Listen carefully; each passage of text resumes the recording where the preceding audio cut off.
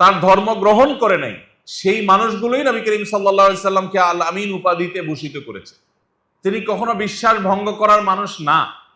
তিনি যখন মক্কা থেকে হিজরত করে মদিনায় আসেন, যেই মক্কার মানুষদের অত্যাচারে নিপীড়নে নিজের মাতৃভূমি ফেলে রেখে অজানার উদ্দেশ্যে নতুন একটা ভূমিতে মদিনার উদ্দেশ্যে তিনি বের হয়ে যেতে হচ্ছে, সেরকম কঠিন একটা পরিস্থিতিতে সিচুয়েশনে তিনি যখন তার অত্যন্ত কাছের স্নেহভাজন আলী রাদিয়াল্লাহু তাআলা আনহুকে যখন ডেকে বললেন, আলী, আমি যে কোনো মুহূর্তে মক্কা ত্যাগ করব, কিন্তু তুমি ত্যাগ করতে পারবে না।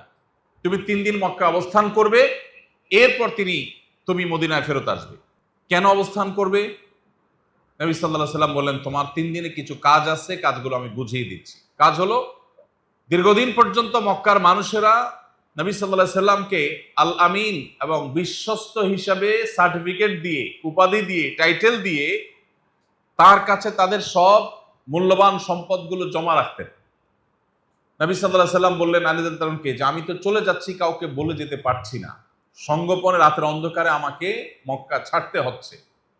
আমার কাছে মানুষের যে সমস্ত আমানত আছে, কেউ স্বর্ণ মুদ্রা রেখেছেন, কেউ হয়তো রৌপ্য মুদ্রা রেখেছেন, কেউ হয়তো কোনো অলংকার রেখেছেন, কেউ হয়তো অন্য কোনো অ্যাসেট রেখেছেন, এই জিনিসগুলো তোমাকে আমি বুঝাই দিচ্ছি, এটা অমুকের, এটা তমুকের, এটা অমুকের, এগুলো যার যারটা তার কাছে বুঝিয়ে দিবে, তারপর তুমি মক্কা ত্যাগ করবে।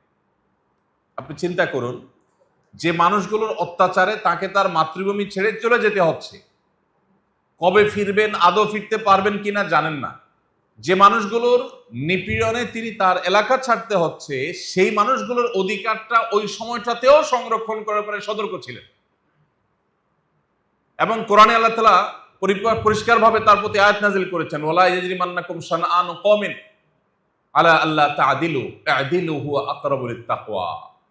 তোমার সাথে কারোর শত্রুতা থাকতে পারে, তোমার সাথে কারোর ভিন্ন মত থাকতে পারে, কেউ তোমার প্রতিপক্ষ হতে পারে, এটা জীবনের অংশ। সবাই সব সময় সব মানুষ এক মতের হয় না, হবে না।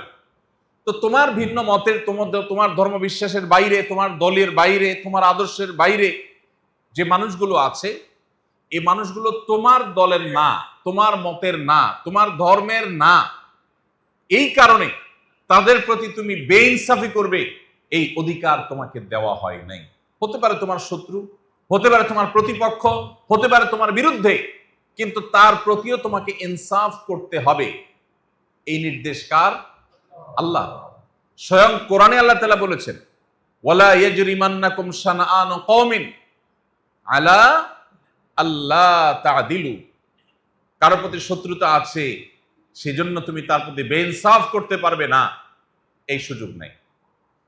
কোরআনে সবচেয়ে বেশি যে কয়েকটা নির্দেশ পাওয়া যায়, সবচেয়ে বেশি বারবার পাতায় পাতায় আল্লাহ রাব্বুল আলামিন যে নির্দেশ আমাদের জন্য জারি করেছেন, সেটা হলো ইনসাফ করা। অন্তত 40 বার কোরআনে কারিমে 40 বার আল্লাহ রাব্বুল আলামিন আমাদেরকে ইনসাফ করার নির্দেশ জারি করেছেন বিভিন্ন জায়গায়। কোথাও কোথাও আদল শব্দটি ব্যবহার করা হয়েছে, কোথাও কিসত শব্দটি ব্যবহার করা হয়েছে, কোথাও অন্য কোনো প্রতিশব্দ ব্যবহার করা হয়েছে, কিন্তু বারবার কোরআনে আমাদেরকে আল্লাহ স্মরণ করিয়ে দিয়েছেন আমরা যেন ইনসাফ করি, আমরা যেন ন্যায় বিচার করি। এই ন্যায় বিচার, এই ইনসাফ আমরা সাধারণত মনে করি এটা তো যারা বিচারক তাদের কাজ। প্রত্যেকটা মানুষ প্রতিদিন অসংখ্যবার তার জীবনে ন্যায় বিচারের প্রশ্ন আসে। আজকে সকাল থেকে এই যে রাত হলো, এই পুরো সময়ের মধ্যে আপনার অন্তত কয়েকবার করে ন্যায় বিচার করবার প্রশ্ন আপনার সামনে এসেছে। আপনার সন্তানদেরকে যখন আপনি ভালোবাসবেন, তাদেরকে কোনো উপহার উপঢৌকন দিবেন, গিফট দিবেন, সেখানে আপনার ন্যায় বিচারের প্রশ্ন আছে। আপনি যখন মসজিদে প্রবেশ করেছেন, আপনার সাথে আরো লোকজন প্রবেশ করেছে, এখানেও ন্যায় বিচারের প্রশ্ন আছে। আপনি যখন আজকের এই সিরাত আয়োজনে এসেছেন, উপস্থিত হয়েছেন, এখানে আপনার আশেপাশের লোক যারা আছে তাদের প্রতিও ন্যায় বিচারের প্রশ্ন আছে। আপনার নিজের বসার সুবিধার জন্য আপনি স্বার্থপরের মতো করে জায়গা করে নিলেন, পেছন থেকে কে দেখছে কি দেখছে না, কার গায়ে ধাক্কা লাগলো কি লাগলো না, কিছুই দেখলেন না আপনি, এখানে ন্যায় বিচারের প্রশ্ন আছে না নেই? ইমানদারের জীবনে প্রতিদিন অগণিতবার তার ন্যায় বিচারের প্রশ্ন তার সামনে এসে দাঁড়ায়।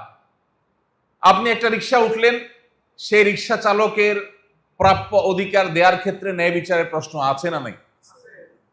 উঠার সময় আপনি মুলামুলি করে উঠলেন না, নামার সময় ঝগড়া বাঁধায় দিলেন, টাকাটা দিলেন ঠিকই, দুটা কটু কথা শুনে দিয়ে চলে গেলেন, ন্যায় বিচারের প্রশ্ন আছে না নাই? আপনি যাচ্ছেন এখান থেকে আজিমপুর, মোড়ে দেখলেন আপনার বন্ধু বাইক নিয়ে যাচ্ছেন এবং কোন রিক্সাওয়ালার সাথে লেগে গেছে এবং ইস্যুটা একটু বড় হয়েছে, জটলা পাকিয়ে গেছে। আপনি তাকিয়ে দেখলেন আরে আপনার দোস্ত বা আপনার প্রতিবেশী বা আপনার সহকর্মী, আপনি সেখানে অগ্রসর হয়ে গেলেন।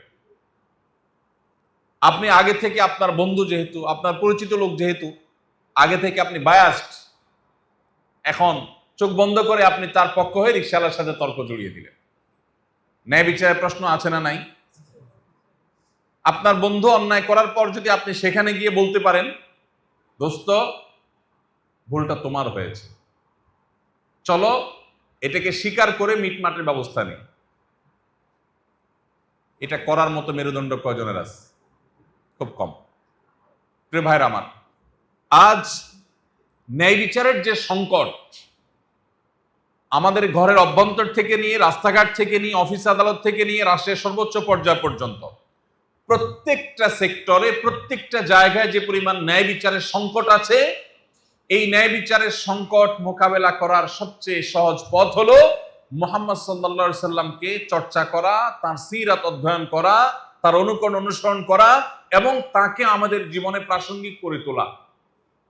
সমাজকে পরিবর্তন করবার জন্য এর চাইতে কার্যকর আর কোনো পথ আমাদের সামনে খোলা নেই। আপনি পৃথিবীতে অনেক সমাজ পাবেন যেই সমাজে ন্যায় বিচারের অনেক সুন্দর সুন্দর উদাহরণ আছে। আপনি যদি পশ্চিমে চলে যান, পূবে চলে যান, ইউরোপ আমেরিকাতে চলে যান, আপনি দেখবেন ন্যায় বিচারের দারুণ দারুণ উদাহরণ আছে। তারা সবাই কিউ মেনটেন করে চলাফেরা করে, বাসে উঠবে সবাই নিজ নিজ দায়িত্বে লাইনে দাঁড়িয়ে গেছে, কেউ কারোর সাথে ধাক্কাধাক্কি করছে না। এরকম ন্যায়সঙ্গত আচরণের বহু দৃষ্টান্ত পাবেন। কিন্তু সেই সমাজেই আবার দেখবেন অসংখ্য অগণিত অবিচার চলছে, যেগুলো হয়তো আপনার আমার চোখে বা দৃষ্টিতে ধরাও পড়ছে না। সেই সমাজের মানুষ তাদের ট্যাক্সের টাকায় যখন ফিলিস্তিনের নিরীহ মানুষের উপরে বোমা মারা হয়, তখন তারা মুখে কুলুপ এঁটে বসে থাকে।